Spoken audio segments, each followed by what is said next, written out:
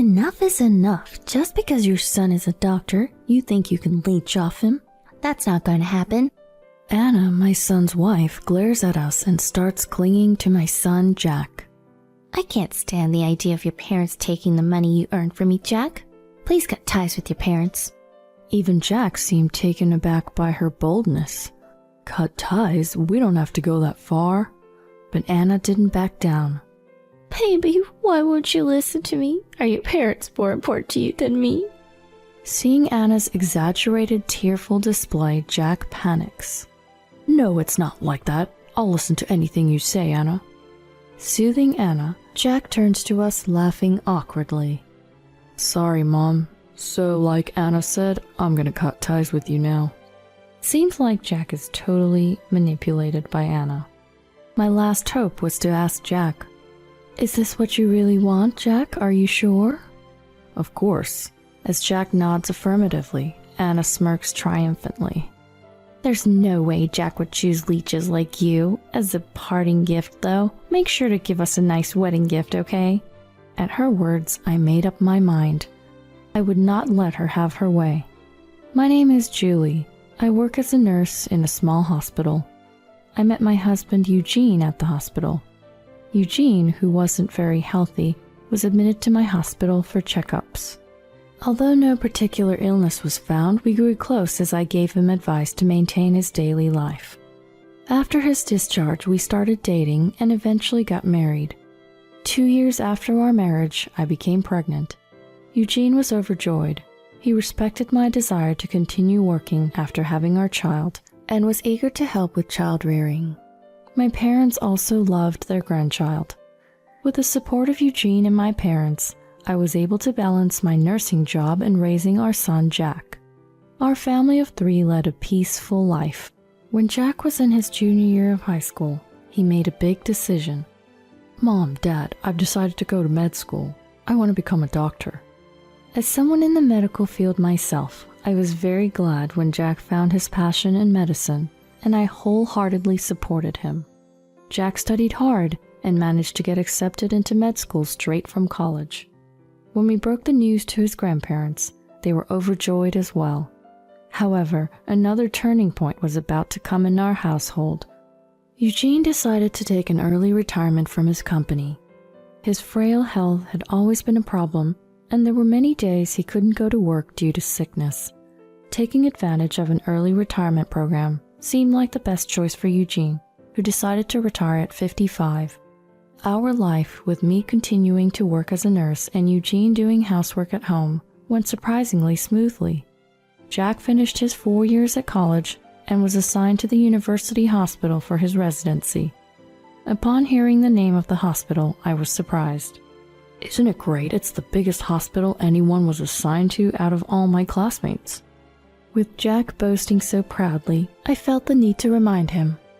Jack, what's important is what you do, not where you are. But it seemed like my words were just mere nagging to the elated Jack. I know that. Can't you, a nurse who can only assist doctors like us, just keep quiet? Jack then completed his residency and decided to work at the university hospital as an internist. Since then, he started going out drinking on his days off and often came home late. It seemed like he was partying with women who were drawn to his title as a doctor at the prestigious university hospital. He always came home reeking of perfume. After about a year of this lifestyle, one day, Jack introduced us to a woman he wanted us to meet. Hello, soon-to-be father-in-law, mother-in-law. The woman who introduced herself as Anna greeted us without hesitation. Anna, how did you get to know Jack? When I asked, Anna answered openly. I met Jack at a social gathering back in college. I didn't think much of him then, but I reconnected with him after hearing he became a doctor at the university hospital. I see. Anna didn't even try to hide the fact that she was more attracted to the title of a doctor than to Jack himself. Meanwhile, Jack, completely oblivious to this, was grinning at Anna. I was surprised when Anna suddenly contacted me. She was the most popular girl in our circle, and now she's saying she wants to marry me. Ha ha. As we sat around the table with Anna, the conversation turned to Eugene. You're a nurse, aren't you? Soon to be mother-in-law? I heard you met your husband at the hospital, but was he a doctor too? My husband, Eugene, graciously answered Anna's question.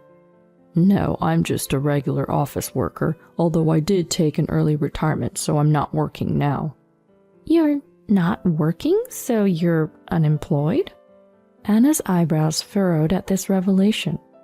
I don't think you call someone that retired early quite simply unemployed. Eugene tried to laugh it off, but Anna's demeanor suddenly shifted. If you're jobless, it's the same thing. What? Eugene was taken aback by Anna's sudden condescension, but she continued with a scoff. It's really inconvenient for me to have a mother who's just a nurse and doesn't make much money, along with an unemployed father. What do you mean inconvenient? Don't you think it's inappropriate to talk like that to us, your soon-to-be in-laws? I blamed Anna, but she showed no sign of remorse. Don't get cocky just because your son is a promising future doctor. She sighed heavily and then looked straight at us. Please don't come to our wedding. What do you mean? The professor from Jack's med school, who's also his boss, is planning to attend our wedding. It would be embarrassing if his parents were just a nurse and an unemployed father. Hold on, it's absurd for both parents to not be attending their child's wedding. Just tell everyone you're sick, then no one can complain, right? But I tried to object, but it was clear that Anna's decision was firm. Eugene then turned to Jack. What do you think about this, Jack? What, me? Jack, taken by surprise, was at a loss for words. Before Jack could answer, Anna interrupted. Enough is enough. Just because your son is a doctor, you think you can leech off him? That's not going to happen. Anna glared at us, then starts clinging to Jack. I can't stand the idea of your parents taking the money you earn for me, Jack. Please cut ties with your parents. Even Jack seemed taken aback by this declaration. Cut ties? I don't think we have to go that far. But Anna didn't back down. Baby, why won't you listen to me? Are your parents more important to you than me? She exaggerates her crying for effect. Panicked, Jack responded. No, that's not it at all. If it's your request, I'd do anything. Jack, who managed to calm Anna, addressed us with a foolish smile. I apologize, Mom, but I'll have to go with Anna on this one. We're cutting ties with you guys. It seems like Jack is totally manipulated by Anna. Betting on my last hope, I asked Jack, Is that really what you want, Jack? Are you sure about this? Of course. Jack replied with a nod. Anna, looking triumphantly, retorted, There's no way Jack would choose leeches like you. As a parting gift, though, make sure to give us a nice wedding gift, okay? Days later, an invitation for their wedding arrived at our home, with the regretfully declined box already checked. The invitation even had a section saying, Please send your gift cards to the following address. As I was flabbergasted, our home phone rang. It was my father. Julie, we just received an invitation to Jack's wedding, but the regretfully declined box is already checked. It also has an address suggesting us to send gift cards to. What on earth is going on? It appears that Jack and Anna sent the same invitation to my parents as well. Seeing Anna and Jack trying to abandon not only their real parents, but also his grandparents, who loved Jack dearly, I felt a surge of anger. I absolutely won't let things go Anna's way. I told my father about the time Anna came to our house. They're saying they want to cut ties with me. It seems they don't want me at their wedding. Hearing my story, my father was bewildered, but I asked, Dad, I have a request. On the day of the wedding, can you go with me to Jack's ceremony venue? But Jack doesn't want us there, right? I don't intend to attend the ceremony. Apparently a professor from the university hospital, who is also Jack's boss, will be there. I'd like you to tell him about what's happening when you see him at the venue. I see. Okay. If Jack has cut ties with you guys, it's essentially the same as cutting ties with his grandparents as well. My father, who had figured out my plan, willingly agreed to go to the venue with me. In addition to that, I did my best to verify Anna's reputation before the wedding day. The day of the wedding arrived. When my father and I arrived at the venue, Anna and Jack were surrounded by their invited colleagues who were all doctors. I heard your parents are unwell. What a shame, it's your wedding. Well, it is what it is, Jack answered with an awkward smile. A professor approached Jack, also posing the same question. Why isn't your grandfather here? Surely he wasn't left out of the invite list, right? Thank you for your concern about my grandfather. I haven't seen him in years, so it's no big deal. He might even be getting a bit forgetful by now. Unaware of the professor's puzzled expression, Jack remained nonchalant. My father, who had been watching from the sidelines next to me, could no longer contain his frustration and walked over to Jack and his group from behind a pillar. Who did you say is forgetful? At the sound of my father's assertive voice, Jack and Anna turned around. Who is this old man? Beside a puzzled Anna, Jack's eyes went wide. Grandpa, what are you doing here? Then, spotting me beside my father, he became furious. And Mom, too? I told you not to come since we've already got ties. Jack's superiors glanced between him and my father, whispering amongst themselves. That man is... Yes, indeed. Could it really be him? What does he mean by cutting ties? As the doctors started to murmur, the professor asked Jack in a stern voice. What do you mean by cut ties, Jack? Oh, well, about that. Jack started to panic. Before he could respond, Anna intervened. Jack's jobless father tried to leech off him who has a promising future, she exclaimed before I could rebut. We couldn't let such parasites meet esteemed individuals like you, Professor, so we politely asked them to refrain from attending the wedding. With a look of disdain, Anna continued while glancing at my father and me. I can't believe they actually showed up at the venue.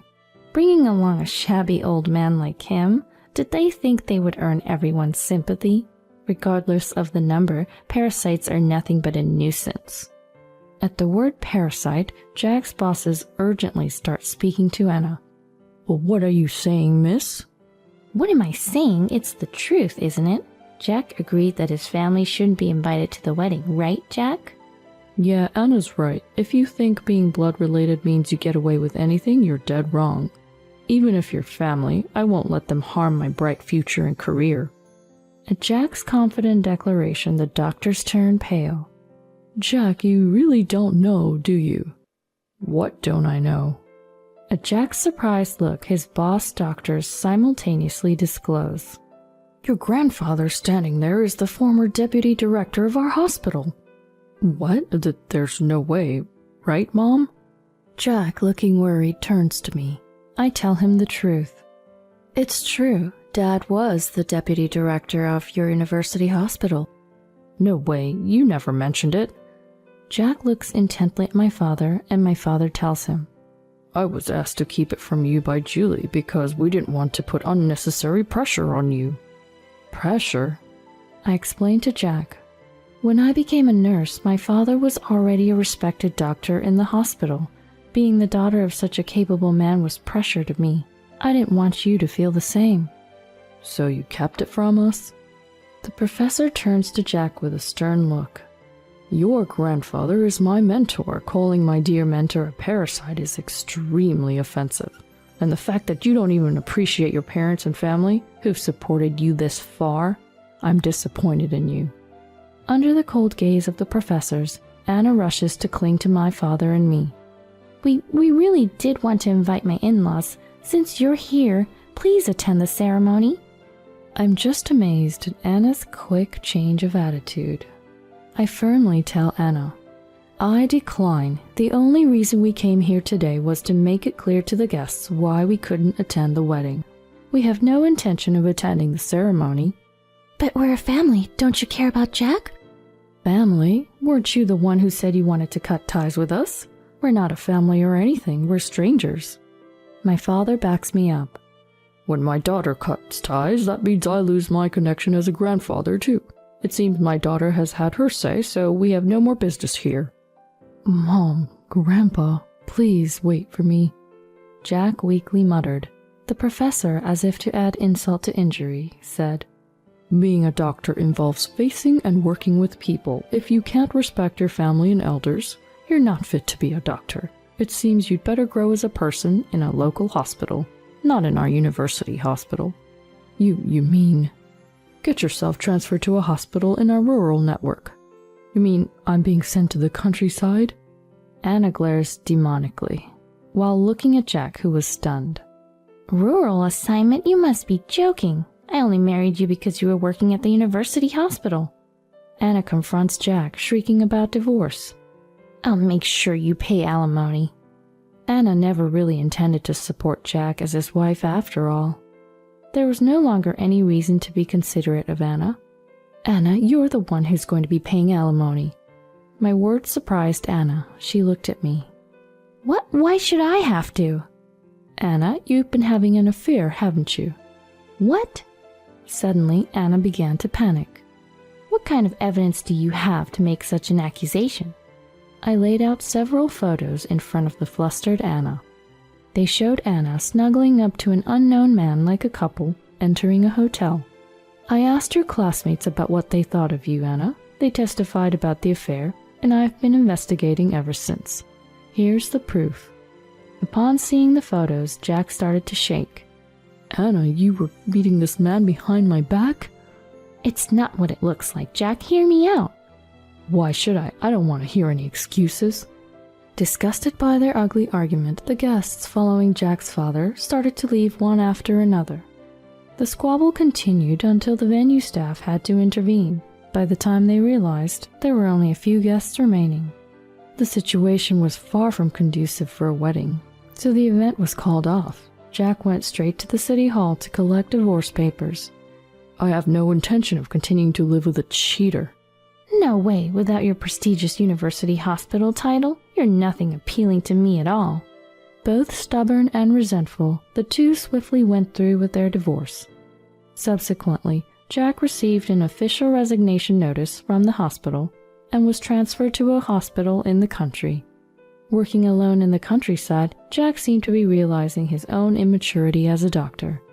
Anna, on the other hand, had to pay alimony to Jack because the evidence of her affair which I presented became the deciding factor. After distributing her assets during the divorce and using her savings to pay the alimony, Anna, seemingly unrepentant, was spotted lurking around the university hospital, desperately trying to charm young single doctors. However, word of her divorce had spread throughout the hospital, and not a single doctor was willing to fall for Anna's advances. Still, Anna couldn't give up her aspirations to be a wife of a doctor working at the university hospital. She had become quite famous in the hospital as the desperate old lady chasing after doctors. Meanwhile, I've been continuing my job as a nurse. Eugene's health has become stable recently, and he's taken a great interest in cooking as his new hobby. Every time I come home from work, I'm greeted with delicious dinner prepared by my husband. While cherishing this happiness, I made a vow in my heart to continue this life with the ones I love.